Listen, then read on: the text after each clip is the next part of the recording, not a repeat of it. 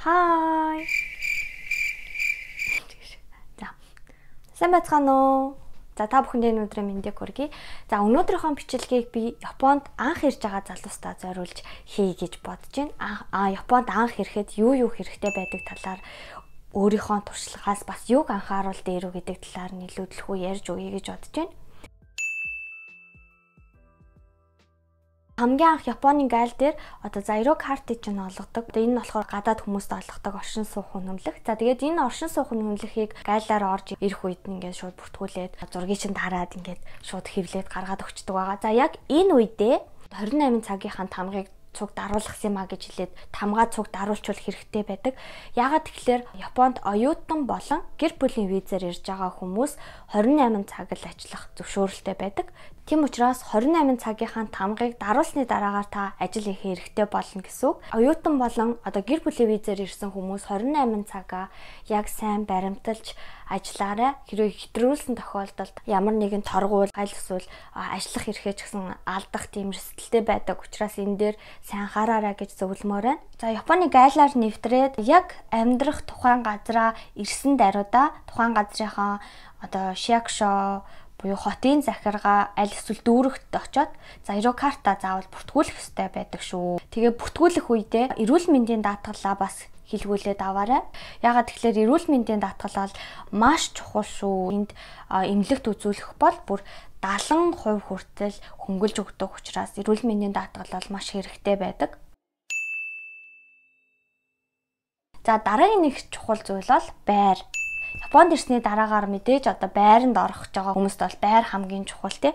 Ямар байр авал дээр үү гэдэг талаар өөрийнхөө туршлагаас үндэслээд ярьж өгье гэж бодож байна. За байранд орох гэж байгаа л зуучилж байгаа газартайгаа маш сайн ярилцаад хэр хугацаанд амьдрахаа сайн хэлээд тохиролцоод аваарай. Тэгэхгүй бол Японы ихэнх байрнуудаа 2 жилээр ингээд автоматар хугацаа сунгагдаад явдаг. За тэгээ гинтийн үе гараад ч юм уу байрнаасаа нүүх тохиолдолд гэрээ цуцлах төлбөр гээд нэлээд их мөнгө авдээ шүү. Тэр тал дээр бас сайн анхаараарай.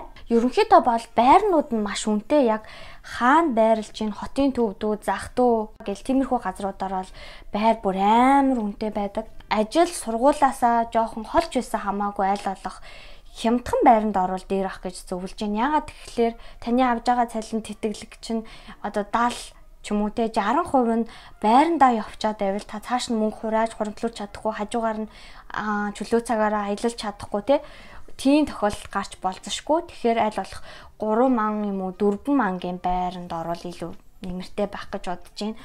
Байранд орох үедээ аль болох нар тусдаг байранд орсон дээр шүү. 3-аас 4 мангийн байрнууд бол ерөнхийдөө хямдхан бас хүйтэн байрнууд байж болзошгүй учраас аль болох нар тусдаг байранд орвол илүү дээр.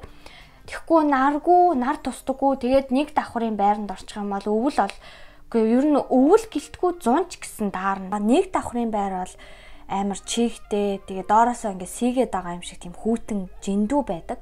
Бас хорхоо шавж ихтэй. Тийм учраас аль болох 2 давхар байр гэхдээ бас наран талдаа байвал илүү зүгээр юм билэ. Тийм болохоор 2 давхрыг зөвлөж байна. Гэхдээ 2 давхар бол хүүхдтэй хүмүүст бас хэцүү байж магадгүй. Яагаад тэгэхээр өмнө нь манайх 1 давхартай байдаг байхад 2 давхрын айлын хүн ингээд босоод явж байгаа нь тэгээд 0 орж байгаа энэ төр амар сонсогддог. Яг л хажуу өрөөнд хүн алхаж байгаа юм шиг амар тийм чанга сайн сонсогддог. Тийм болохоор хүүхдтэй хүмүүс байх юм бол хүүхдүүд нь ингээд шугалдаад жоох хүүхдүүд ч өмөлөл яадаг ш дөрсгүүтэл явдаг штэ. Тэгэхээр доод айл бас дургуйцаад ч юм уу те гомдол гаргах магадлал өндөр байж магадгүй гэж бодож байна. Гэтэ ерөнхийдөө бол байраа сонгохдоо аль болох нар тусдаг газар сонгоорой гэж зөвлөмөр байна. Ерөнхийдөө Японд амар их чигтэй тэгээ өвөл нь чигтэй болохоор тэрнээсээ болоод амар жиндүү байдаг болохоор их даард шүү. За бас нэг зүйл нь болохоор насан туршаагүй бол байр түрээслэхэд заавал батлан дагч хэрэгтэй байдаг. Тэгэхээр энэ үедээ яг манай нөхөр бол батлан дагч хэрэгтэй болоод тэгээд гадаад оюутнуудыг хариуцсан Япон багштай хэлээд тэгээд ярилцаад батлан дагаад байр түрээслэхэд маань маш их тусалж исэн. Тэгэхээр юу ч гэсэн гадаад оюутнуудынхаа багш ч юм уу те хариуцсан хүндээ хэлээ. Монголоос Уцтайгаа ирээд тэгээд эндээс сим авчвал дээр тэрнээс заавал шинэ утас авах гэж зүтгэх хэрэггүй гэж бодож байна. Яагаад тэгэхээр энд утас амар үнэтэй байдаг. Хэсэгтэй л ер нь утас авахгүй байсан дээр дээ. За мөнгөтэй бол хамаалах л да. Яасан ч бол. Окей. Монголоос уцтай ирсэн хүмүүс одоо Rakuten UQ гэх мэт одоо уцсны газруудаас сим аваад хийж болно. Гэхдээ заавал өөрийн нэр дээрх төлбөр төлөх банкны данс нийлгэсэн байх шаардлагатай байдаг. Өөрийнхөө туршлагаас юу хэлэх юм бол AU Docomo ч юм уу SoftBank гэсэн газруудаас уцсны дугаар утас энэ аваад бол хэрэггүй гэж бодож байна. Яагаад гэхлээр AU Docomo энэ бүр амар үнэтэй гэдэг заяа. UQ Rakuten энэ бол хажууд нь хамаагүй хямдхан. Миний барьж байгаа одоо дугаар бол UQ-гийнх. Тэгээд дата нь хамгийн бага. Тэгээд тийм сим байгаа. Тэгээд одоо 2 жилээр гэрээ хийсэн. Тэгээд автоматар жил ингэ сонгогдоод явдаг. Тэгээд манай нөхрийг болохоор хамгийн анх одоо iPhone X барьж байхдаа AU-гаас авч ирсэн. Тэгээд AU ерөнхийдөө бол утас авах юм бол заавал дугаар авах юм бол заавал утас авах юм уу? Ингэж нэг заавал тийм гэрээтэй байдаг учраас тэгээд AU дугаар утас хоёроо заавал AU-гаас авч ирсэн. Тэгээд төлбөр нь баг сард 12-3 мянган yen болж илүү 1 маань зам болж исэн баха. Тэгвэл минийх болохоор хажууд нь сарда 2 сая юм уу 3 сая гардаг. Ерөнхийдөө бол 2 сая гарантай байдаг. Тэгэхээр UQ Mobile хамаагүй хямдхан байдаг шүү гэж зөвлөмөр байна. AU Docomo-ноос одоо утас дугаар авах юм бол маш үнэтэй байдаг. Дээрээс нь одоо маш урт хугацааны төлбөр төлөх шаардлагатай. Одоо 2-4 жилийн хооронд ч юм уу те лизинг гэдэг гэсэн үг шүү дээ. Тэгээд тэгээд бас нэг юм нэмж хэлэхэд утас болон байрныхаа одоо гэрээг цуцлах гэж байгаа бол одоо хэрэглээгээ бол бүр ингээд за энэ онцгой манай болио гэд болно шүү дээ. Тэгэх үедээ заавал 1-2 сарын өмнө урьдчилж хэлэх хэрэгтэй. Тэгэхгүй бол за яг энэ сарда ингээд болчмоор байна ч гэдэг юм уу те. Тэнгүүд нь 1 сарын өмнө урьдчилж хэлэх хэрэгтэй. 2 сарын өмнө урьдчилж хэлэх хэрэгтэй гэд тийм учраас одоо 2 сард хэллээ гэж бодоход таны төлбөрийг за 3 сараас цуцлах боломжтой ч юм уу те. Тэгээд ингээд нэг одоо сарын мөнгө илүү төлөх юм шиг шаардлагатай болчтой шүү. Тийм болохоор цуцлах үедээ бол аль болох 1-2 сарын өмнө урьдчилж хэлээрэй гэж зөвлөмөр байна. Бас миний зүгээс хэлэхэд бид хоёр бас pocket wifi авчихсан байхгүй халаасны wifi. Тэгээ дата 8 муу амар удаан хог заяо. За яг хөө муугийн авцсан байх л та. Гэхдээ өөр бусад гадаад оюутнуудынхаа ч юм уу wifi-ийн түрээсэлж хэрэгэлдэг одоо хаяа хэрэгэлдэг байсан ч гэсэн амар удаан. Үнэхээр удаан. Тэрэнд орвол сим авцсан хамаагүй дээр. Миний одоо UQ Mobile чинь хамгийн хямдхан нь мөртлөөсөө сард 3 ГБ байлуу. Тэр авцаа тэгэнгүүт лээ одоо дата маань яг цаанаас нөхсөн тэр 3 ГБ дата нь дууссан байсан ч гэсэн ингээд удаан ч гэсэн дата нь яваад байдаг байхгүй. Ер нь pocket wifi аваад хэрэггүй л гэж зөвлөх байна да. Банк гэсэн тэ түрүү заавал өөрийнхөө нэрээр банкны данс нээсэн байх шаардлагатай гэсэн. Японд ихэнх баг 15 цаг хүртэл ажилладаг. Yucho Ginko бол 17 цаг хүртэл ажилладаг. Хагас бүтэн сайнд бол баг бүх банк ажилладаггүй. Ажилладаг байлаач гэрээс ч хоолч юм эсвэл тий анх ирсэн хүнд тэрийг хайж яваад олох тэгээд очиод үйлчлүүлнэ гэхээр бас хүндрэлтэй байж магадгүй байх. Энийг бас сайн мэдэж аваад ажлаа сайн төлөвлөөрөө гэж зөвлөмөр байна. Японд хүн болгон хувийн тамгатай байх хэрэгтэй байдаг. Тийм учраас тамга аваарай. Авсан тамгаа shakusho буюу нутгийн захиргаан дээр очиж өөрийнхөө нэрээр бүртгүүлэх хэрэгтэй байдаг. За гэхдээ хамгийн гол нэг зүйл нь тамгаа алга болгож болохгүй шүү. Тамга юун дээр хэрэг болд юм бэ гэхээр цагийн ажлын гэрээ, байрны гэрээ, оршин суух үнэмлэх авах, вэд сунгуулах гэд бүхэл бичих цаасны ажил дээр хэрэгтэй байдаг. Нэг осондоо таныг батлах гарын үсгч нь учраас тамга хамгийн чухал шүү. Ажил болон хичээлийн хувь дээр хэлэх юм бол чөлөө авна гэсэн ойлголт байдаггүй. Нэг осондоо хичээл дээр би ирж чадахгүй болчлаа ч гэдэг юм уу те. Тэгээ чөлөө авах гээд хэлсэн ч гэсэн таныг одоо ирээгүй, эрцэг чинь ирээгүйгээр авдаг. Тэгээд дараа нь одоо явцын онооноос ч юм уу хасагдаад явдаг. Харин ажлын хувьд болох юм бол тухайн компаниас чинь чөлөө авч болох цалинтай өдрүүд гэж байдаг. Жишээлх юм бол манай нөхрийн компани бол хамгийн анх орохт нь 14 байсан. Одоо цалинтай одоо чөлөө авах өдрийн тоон 17. Тэгээд энэ 17 өдрөөсөө хизээч хамаагүй авч болно. Бас нэг юм анхааруулж хэлэхэд цалинтай өдөр авлаач гэсэн яг ид ажлын ачаал ихтэй үед дөнгөж орчоод ч юм уу чөлөө аваад олно хэрэггүй байх гэж зөвлөмөр байна. За бүх шилжилт хөдөлгөөн нэг осондоо нүүх, тэгээд оршин байгаа газараа солих тохиолдолд заавал хасалт бүртгэлт хийх ёстой байдаг шүү. Одоо хотын захиргаа дээр очиж бүртгүүлж ингээ асуулж нэмүүлэх ёстой байдаг шүү. Тэгээ хүнсний дэлгүүрийн хувьд гэх юм бол ихэнхдээ геомугаар үйлчлүүлдэг. бусад дэлгүүрээгээ бодвол харьцангуй хямдхан байдаг учраас мөнгөнд арай хямд тусах бах.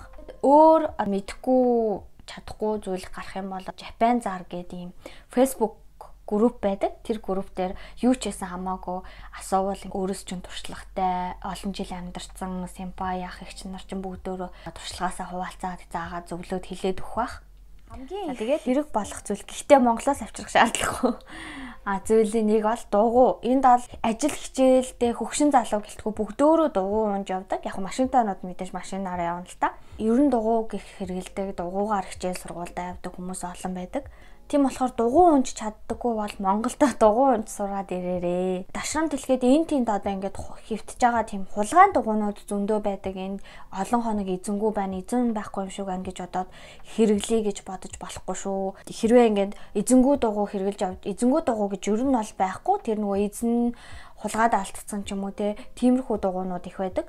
Тэгээд хэрэгжилж явж байгаа цагдаад баригдах юм бол маш өндөр торгуулт дуунах эрсдэлтэй шүү. Хэрвээ симпаяасаа ч юм уу те аль эсвэл өөр нэг хүнээс хуучин дугуйг нь авч хэрэглэхээр болж байгаа бол заавал өөрийнхөө нэр дээр болгоорой гэж зөвлөмөр байна. Тийм дугуйны бүртгэлийн цаасыг цагдаа нарын энэ тэнд явж байхад мэрс шалгадаг. Тийм болохоор өөрийнхөө нэр дээр байвал илүү дээр хэрвээ нэр дээр чинь биш дугуйнаад явж байгаа юм бол бас эрсдэлтэй гэсэн үг хулгаад тардагдана.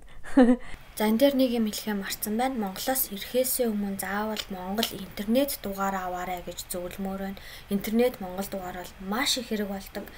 Хэдий Facebook, Messenger байгаа ч гэсэн заавал уцаар ярих шаардлагатай үйлчилгээний байгууллага, үйлчилгээний газрууд руу ярьж үйлчилгээ авах хэрэг зөндөө их гардаг. Банк руу залгах, e-Mongolia-гаар үйлчлүүлэх, e-Mongolia-гаас ч одоо бүх бичиг баримт гадаад пассворт энтрээ захиалж болдог болсон.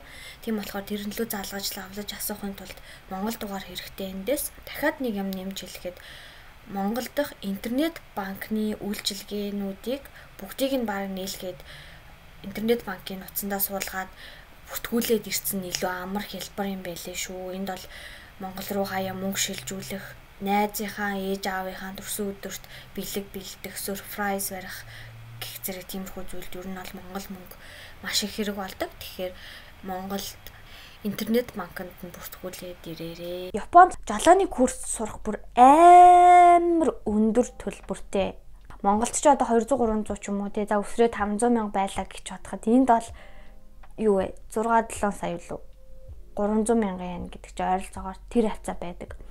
Тэгэнгүүт хэрвээ Монголд жолооны үнэмлэхтэй бол энд шууд шалгалт өгөөд үнэмлэх авчиж болдог. Гэхдээ Монголд жолооны үнэмлэхтэй ч гэсэн дор хаяж 6 сар жолоо барьсан байх хэрэгтэй гэсэн үг. Ерөнхийдөө бол жолооны үнэмлэхээ аваад 6 сараас дээш хугацаанд болсон байх ёстой л гэсэн үг л дээ. Яг Монголоос авчираад хэрэггүй гэж бодсон зүйлүүдээ хуваалцъя.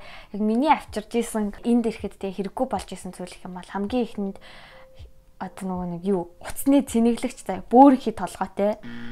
Энд болохоор ихэнх цэнэглэгчнүүд нь хасах байдаг байхгүй юу?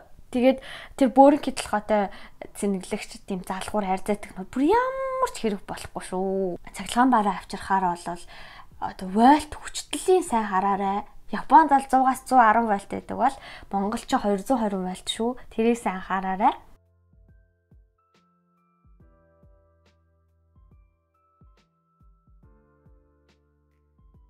За тэгээд Японы хойд нутгаар биш л бол амар үстэй дээл ч юм уу үстэй малгай залгай ч юм уу тиймэрхүү юм ба хувцас юусаа хэрэг болохгүй шүү.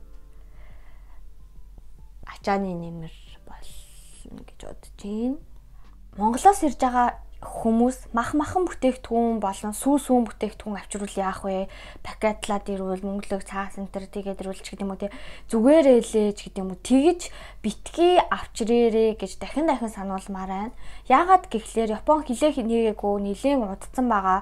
Удаж агаад нээж байгаа учраас одоо юу гэдгийг харуул хамгаалалт, хяналт, шалгалт маш өндөр болсон байгаа. Тийм учраас тиймэрхүү махан бүтээгдэхүүн, сүүн бүтээгдэхүүн ер нь бол авчираад хэрэггүй шүү.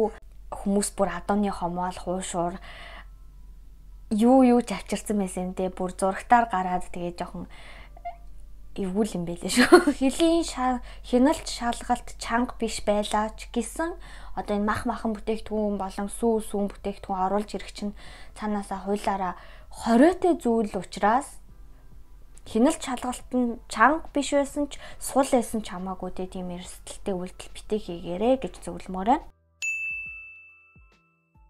За тэгээд эцэст нь хэлэхэд хүнд хэцүү ганцаардах үе шантрах зүйлүүд зөндөө гарна. Тэр үед яг өөрийн ч өмнө нь байсан хүмүүс ч гэсэн ялгаагүй энэ мэдрэмжийг аваад энэ даваад гарчихсан болохоор чи ч гэсэн бас ялгаагүй давж гарч чаднаа. Тийм болохоор замынхаа дундаас бити буцаж шантраарай гэж зөвлөмөр байна. Бас энэ бичлэгийг маань үзэж байгаа Японд олон жил болсон сэмпай нар маань бас Японд анх ирж байгаа хүмүүст өгөх зөвлөгөө байвал миний ярьснаас өөр дурдаагүй зүйл ах юм бол доор комент хэсэгт үлдээгээрэй. За тэгээд дараагийн бичлэгээр уулзлаа. Түр баяртай.